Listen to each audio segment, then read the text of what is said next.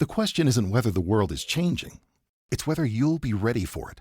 At Arizona State University, your education is built around the careers of the future. You learn from renowned faculty and researchers who are driving their fields forward, not just teaching about it. It's why we're ranked #1 in innovation and #2 in employability among U.S. public universities. Future-proof your career. Explore more than 350 programs at asuonline.asu.edu. That's a degree better. Ice Cube's Big 3 is back. The most competitive basketball league on earth is on CBS this Saturday. Big 3 All-Star Dwight Howard and the LA Riot take on Greg Monroe and the Dallas Power. Then in another clash of undefeated teams, Earl Clark and Coach Steven Jackson lead the DMV Trilogy against Montrezl Harrell, Coach Dr. J, and the Chicago Triplets. The game played the way you love. Watch live Saturday on CBS at 4 p.m. Eastern, 1 p.m. Pacific, and catch replays Monday on BET. Presented by iHeart. DJ and PK, it's 97.5, the KSL Sports Zone. We're joined by Drew Hill, Memphis Grizzlies beat writer, sports columnist for the Daily Memphian. Drew, good morning. Good morning. How are you? Good. The Grizzlies, how quick are they going to turn this thing over? It looks like the Jazz had to tank for 4 years. I'm not sure the Grizzlies are going to move that slowly. No, I mean, they're hoping it's not going to take quite as long as it took Utah to change things around, but at the very least, this team is going to be a lot more fun next year. I think they have made that clear. Adding a player like Cam Boozer, who everyone knows. I mean, the city is ecstatic about adding someone like him. And then Isaiah Stewart, who keeps things interesting, as well as Richie Saunders and Kareem Lopez, who both have very interesting stories as they now come to Memphis. The team will be introducing everyone except for Isaiah Stewart there later this afternoon, and it's safe to say people are really excited. It's been a difficult 3 years here in Memphis because they had to turn the page on the last era, which started with a lot of promise and trended the wrong way over several seasons. And I think people were really dreading like the restart, the rebuild, the push of the button, and they did it. And pretty quickly afterwards, that the opinion started to change and people started to get excited again. What did you hear about as to why they liked to draft Richie Saunders, obviously very high in the second round? Yeah, so I think Richie fits what the Grizzlies have prioritized over the last few years in the draft. When you look at their history, about 75% of the players that Zach Kleiman, the GM here, has selected in the draft, about 75% of them are older, productive college basketball players with high efficiency numbers. And to his credit, I think the more analytical approach to drafting players has really paid off for the franchise in the past. I know they haven't had the success at the highest levels of the NBA, but a lot of these guys that they've grabbed in the second round have turned out to be tremendous players. This is, Jalen Wells, Vince Williams Jr., even John Conchar, who signed as a two-way player and went undrafted. Like they have been able, Gigi Jackson, they've been able to nab a lot of really high-level players late in drafts. Now, some of them come with different profiles, like Gigi and Jalen Wells, not quite as productive in college. Most of them fit this mold that Richie Saunders, will enter Memphis with. You can kind of compare the way he played to, some of the statistics of Asante Aldama, right? Every player had some sort of defining trait. And I think for Richie, they're really excited about his competitive fire, his toughness, and his shooting. Memphis had a real problem last year, which was that they just weren't tough enough. They had a team that was too much finesse and not enough physicality. They went completely in the opposite direction when they drafted Boozer and traded for Isaiah Stewart. And although he's a guard, I think Richie, they think, is going to bring a level of toughness and competitive fire that they desperately need. So they're excited to add a new shooter, somebody that they think will be great in the locker room. It remains to be seen, what kind of contract he's going to be on. I think they have to sort of wait for the rehab process to play out and see what sort of space that they will have for him on the roster. But they're definitely excited for him to get to Memphis today. The second-round picks really aren't names. It's not stars. I mean, here, we're just hearing about the Joker, second-round pick, MVP and all that. But there are guys who consistently play 15, 20 minutes a game, and so many second-rounders don't even stick in the league. So if you can find someone who can play 15, 20 minutes a game, I'm curious if the Grizzlies identified their starters going forward. How many of the guys can you look at and say, there's a guy, even if he didn't start, that guy's going to play 30 minutes a game? Those are starter minutes whether you come off the bench or not. How set is that, and how much is that still a work in progress for Memphis? Yeah, that's a great question. And 30 minutes per game is a lot here. I mean, they've got a coach who comes from Europe that runs the short shifts, and there's been a lot of complaints from fans that, that they don't play their starters enough. I think there are three in particular that are solidified. That's Cedric Coward, Cameron Boozer now, and Zach Edey. Those three are the pieces that they're really looking at as their building blocks going forward, their long-term options. I think they feel good about Jalen Wells and where he has gotten to at this early stage of his career. He isn't an overly flashy player. He's not going to get a lot of attention outside of Memphis, but he is very consistent and as solid as they come. I don't necessarily think he's solidified as a long-term starter yet, but I think he's definitely in the conversation as a piece that the Grizzlies feel good about going forward. So I would start there. I think beyond that, the future of Ja Morant is likely not in Memphis, as everyone has continued to report. I don't think anything is changing with that. And so there's kind of this backcourt logjam that they have right now beyond Ja of players, some young and some older. Ty Jerome, Scottie Pippen Jr. They traded for Walter Clayton, as you guys know, out in Utah. They have a bunch of different options in the backcourt. Now you add Richie Saunders.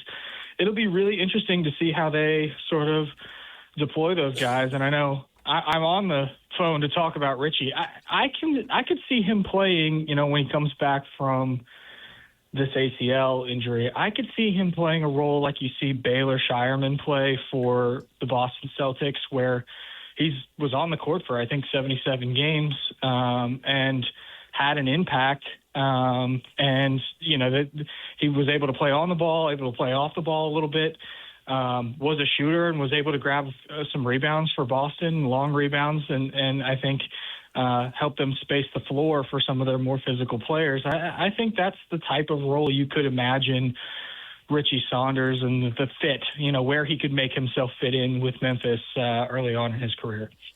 It's funny, the connections now, right? The big trade, we got Jaren Jackson here in town, and the Memphis Grizzlies get Taylor Hendricks. You already mentioned Clayton, Richie Saunders. Even I think we're going to be watching with a keen eye Cameron Boozer for multiple reasons. He was actually born here because his dad was playing for the Jazz, but certainly, obviously, the Jazz could have drafted him, and they chose, and then Memphis willingly, I think gladly, and I think they're going to get a fine ball player in Cameron Boozer. So the connections are strong between these two teams here. It's kind of funny how that worked out. Give us a little insight now. It was just, the extended end of the season, but how Hendricks and Clayton worked out for them. Yeah, I think Walter Clayton struggled for Memphis after the trade and didn't necessarily find his rhythm at any point in the season. Now, it was difficult because we all watched the Utah and Memphis matchup late in the season. We all know what these teams were trying to accomplish, trying to maximize some of these draft odds towards the end of the year. So players were in and out of the lineup. The injury list was like a grocery list. It was so long. And it didn't really allow any of those guys to really find true form over the course of, the last few months. And so with Clayton, I think given the logjam that exists already that I mentioned at the guard position, the fact that they have a lot of undersized guards, I'm not sure what his future will look like with Memphis. I think that he's a player that has a lot to prove still. Hendricks played a little bit better He gave the Grizzlies some good minutes and rebounded the ball well towards the end of the season. He had a couple games where he popped up and was a standout on the stat sheet. But I'm not sure either player is like someone that the Grizzlies are attaching their future to at this stage. I think that the trade with Jackson, those guys were more about salary match, and it was more about the assets that the Grizzlies brought in that was most important to the team. So long story short, I'm not sure either of those guys have a long-term future in Memphis, but they'll have an opportunity again this offseason to sort of show what they can do. We all have routines. I'm Jabron, and with diabetes, mine was finger sticks. Sometimes I skip them because they hurt. The Freestyle Libre 3CGM changed that. It gives me glucose insights without finger sticks. Learn more at freestylelibre.us. Finger sticks are required if your glucose alarms or readings do not match symptoms, or when you see check blood glucose symbol for the first 12 hours. The views expressed should not be used for medical diagnosis or treatment as a substitute for professional medical advice. Individual circumstances may vary. For prescription only. Safety info found at freestylelibre.us. Ice Cube's Big 3 is back. The most competitive basketball league on earth is on CBS this Saturday. Big 3 All-Star Dwight Howard and the LA Riot take on Greg Monroe and the Dallas Power. Then in another clash of undefeated teams, Earl Clark and Coach Steven Jackson lead the DMV Trilogy against Montrezl Harrell, Coach Dr. J, and the Chicago Triplets. The game played the way you love. Watch live Saturday on CBS at 4 p.m. Eastern, 1 p.m. Pacific, and catch replays Monday on BET. Presented by iHeart. We just had the story about a trio of trade rumors popping up with Jaylen Brown in Boston, LaMelo Ball in Charlotte, Kawhi Leonard with the Clippers, and then, it's like almost immediately Ball gets traded to Minnesota. I didn't hear Morant's name in any of that. Is there any market for him at all? Will he just be bought out and do the stretch thing that Milwaukee did with Damian Lillard? Would they actually bring him back and put him in a locker room with all these young guys? What does the future hold for him here? Yeah, there's uncertainty with that for sure. I don't think that there are answers, in June for some of those questions. I do think in terms of a market, there's still some confidence that something will get done, that somebody will eventually make a trade and Ja can find a new landing spot. But if that does not work out, I do think it is a possibility that eventually you get to the point where there's a buyout situation that allows Ja to go somewhere he would like to go versus wherever the Grizzlies would like to trade him. I think, it's surprising still to some Grizzlies fans here that the player that arrived in Memphis that had by far the biggest platform and was the biggest star that the city has ever had from a celebrity standpoint, that the Grizzlies would be so eager to part ways with a player like that. And so, I think for a lot of people, they see the name Ja Morant and they think, well, how can the Grizzlies not get anything for that guy, especially folks locally? And the reality of it is that he just hasn't played in enough games to inspire confidence to trade for a player like him. He's just had too many injury problems. There's the history of the stuff off the court, although that's now several years in the past. So maybe they can just sort of put that behind him. The problem is that he's a very expensive player who still has 2 more years on a max contract, and he hasn't played in basketball games. And I can understand why NBA competitors, teams that are looking at Memphis trying to figure out who they might want to add to their own roster might be a little turned off by that. Are they looking, in your opinion, to have the foundation going forward be Boozer? Yes. It'll be fascinating to see what he has to say today because in the past the team has sort of tampered down expectations when it comes to these rookie introductions. And, it's one thing to do that for players like David Roddy and Jake LaRavia and Santi Aldama and those types of players that you took in the middle round of the first. And it's another thing to introduce a player like Cameron Boozer, who they hosted a draft watch party for, and thousands of people showed up at the arena to get excited about him. And he played for the most prominent college basketball team on national television every single night, and every fan knows him. He was a National Player of the Year winner. As a true freshman at Duke, he's the son of an NBA legend. Like, he's just so high profile that you can't really hide the expectations if you're Memphis this time. And so I'm very much looking forward to what Cameron will have to say today when he is asked, which I'm sure he will be, how he plans to be the new face of this franchise and, what sort of requirements come with that, because there's been frustrations. It's been obvious there's been frustrations with Ja and the way that the last iteration of this franchise sort of fell apart, and the responsibility that some of the star players had in that.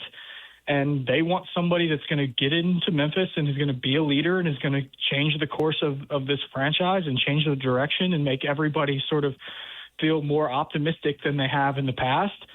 And that's going to be Cam's responsibility. It's a lot to put on an 18-year-old's shoulders, but I think if there's anybody to do it, it's Cam. I had the chance to talk to Carlos in New York at the draft the last couple of days, and, he seems very, very excited for his son and thinks his son is ready for that responsibility. So it should be a fun day as they introduce him here at FedEx Forum. I would think that Boozer should be the early front runner for Rookie of the Year. I mean, AJ DeBonsa figures Trae Young just got $200 million. I figure he's going to get 200 million touches and shots. So AJ's going to have a hard time building massive stats because Trae's going to have the ball. And then in Utah, there's 4 or 5 guys who can score. So Peterson will score, but I don't think it's going to be outrageous because there are going to be a lot of guys getting shots. Whereas it looks like Boozer could have the ball in his hands a lot. He's a good passer. He's a willing passer. He can score it. I don't see why he won't pile up a bunch of stats there and make himself the front runner. Am I missing anything? Yeah, no, I think he is the technical front runner if you're going to go by the wise guys in Vegas to win Rookie of the Year. And I think that's right, because if Ja Morant isn't on the Grizzlies roster, which people don't expect him to be, the Grizzlies drafted Boozer in part because they want him to be their offensive hub, right? One of the best traits that he brought as a prospect was his passing and his ability to read the game and connect teammates and sort of make an offense work. And I think from a statistical perspective, he's going to get the rebounds. He's going to score the points. He may not be the most flashy of those top 3 players that went off the board, but he's certainly in the best position to, sort of rack up the statistics. I think he probably is the rightful favorite to win Rookie of the Year, not necessarily because of talent level, but just because of, what surrounds him on his team. He's probably going to be asked to do the most, the quickest when it comes to this rookie class. Well, we appreciate a few minutes. As PK says, there are a lot of ties here. We'll be keeping an eye on the Grizzlies. Drew, thanks for joining us. We appreciate it. Yeah, thanks, guys. See ya. Drew Hill, Memphis Grizzlies beat writer and sports columnist for the Daily Memphian. And it does seem like a good position for Saunders because they got 3 starters, but 2 of them are at the 4 and the 5, and that's not where Saunders is looking to play. No. So it seems like a lot of guys fighting for spots. And your question earlier this morning was when? An ACL during the conference season, so Thanksgiving, Christmas, New Year's, somewhere in there probably if everything goes according to form. He misses camp and all that kind of stuff, so he's behind and all that. But it's the dog days, and rookies hit the wall, and they got young guys, and we'll see. There ought to be a spot for him. He'll be 25 years old in September, which is for a rookie, man. That's outrageous. And so all these odds were against him, and now he has this opportunity to overcome them all. It's a sweet story, and the thing about it, it's done through work. It's done through his work ethic. The video of him at the church when he's 9 years old, practicing how to dribble and shoot and so forth. And his motor is incredible. I love his motor. He never stops. He's just constantly moving, and he'll be a great teammate. And he has an opportunity to have a 10-year career, which is always my mark for an NBA player and really for any at the pro level. If you can play 10 years, no matter what you did, if you lasted 10 years, yes. And I think he has that opportunity. Now he'd be 35, so he'd be a little on the older side, but maybe I kind of see him as in the manner that Taysom Hill was. He was Taysom at the NFL player level, was never really a star, but he helped the team in 100 different ways, which is why he became unique. Same thing with Saunders. He can help the team in several different ways, and that's going to be fun for him. 26, I think. So, yeah, there's... Yeah, right. And I've never understood. I mean, there's a part of me that gets it, but so many of these coaches and GMs are 2 to 3 to 5 years. So if you're 25 or 26, but they don't go into that job thinking 31. I'm only here for 2 to 3. But they know they have to years. win in 2 to 3 to 5. So can the guy help you in 2 to 3 to 5 years? Then you can worry about year 7, 8, and 10. Yeah, but you want them to continue to get better because that's something that can keep your job. Well, look I got these 4 players here, and look how much they improved. And look at the progression. Yeah. I think that you got to have hope. You can keep your job if you have hope. That word in pro sports times 1,000. Yeah. You got these 30 and 32 team leagues. Only one team can win it all. The other 30, 31 have to sell hope. Oklahoma City and San Antonio didn't get it done, but there's a hope they could do it next year. And because the Knicks did it, now Houston's probably out there thinking, well, they did it. Why can't we? Now, we could come up with a bunch of reasons why Houston can't do it. And this team in this town has hope, and its fan base now is energized via the prospects. Whether it comes to pass, don't know. Winning it all? Well, statistically, no. But somebody's got to do it. It's the same thing with the U.S. team, what they've been doing right now. Why not us? You're Mauricio guy. I just read a story in the last break. Why not? Oh, okay. They got hope. They're 2-0. Going to go to 3-0. And then go to 4-0. And then we'll see. Right? They got hope. That's what they should do. Yeah. They won the first 2. They should win the next 2 on paper. Yeah. And then we'll see who they're playing. Right. They got hope. Well, probably that hope is going to be squashed at some point, but not now. Right? Make the quarters and then worry about the rest. Yeah. See what you get when you get there. I do think with Saunders, he can shoot it, so that'll spread the core. Yes, he can. The court for Edie and he hustles and for like Boozer. crazy. And I think he's a good enough passer. And if you tell him, you start driving, if that big guy's going to block your shot, throw the lob to Edie. He'll go get it. And he's got decent size. Right. So he can board a little bit. Yep. He can rebound a little. He can defend a little. Yeah, he's just got to get back from the knee. He is like the Taysom Hill in basketball. He's older, a tremendous athlete, and his motor is incredible. You know he'll be a good locker room dude. And there's a lot of people scrambling and fighting for minutes at 3 spots. And Taysom Hill has a big fancy home up on the hill in Deer Valley. They need at least. He scored. All right. They need at least 5 guys for those 3 spots. So Richie, go be one of them, and then you can work from there and try to get more minutes and more playing time and more money and more years and all that stuff. Yeah. All right. When we come back, everything you missed in this show next. Stay with us. The grill is shot. The chairs are held together by optimism. And what happened to the rug? Sounds like your outdoor setup is not ready for patio season. Fix it all with Wayfair. Shop Wayfair for grills, rugs, furniture, and more. With 20 million 5-star reviews, room of choice delivery, and expert setup on qualifying orders, it's never been easier to do more for less. Get 10% off your first eligible purchase. Hurry to wayfair.com or download the app now. Wayfair, every style, every home. Ice Cube's Big 3 is back. The most competitive basketball league on earth is on CBS this Saturday. Big 3 All-Star Dwight Howard and the LA Riot take on Greg Monroe and the Dallas Power. Then in another clash of undefeated teams, Earl Clark and Coach Steven Jackson lead the DMV trilogy against Montrezl Harrell, Coach Dr. J, and the Chicago Triplets. The game played the way you love. Watch live Saturday on CBS at 4 p.m. Eastern, 1 p.m. Pacific, and catch replays Monday on BET. Presented by iHeart.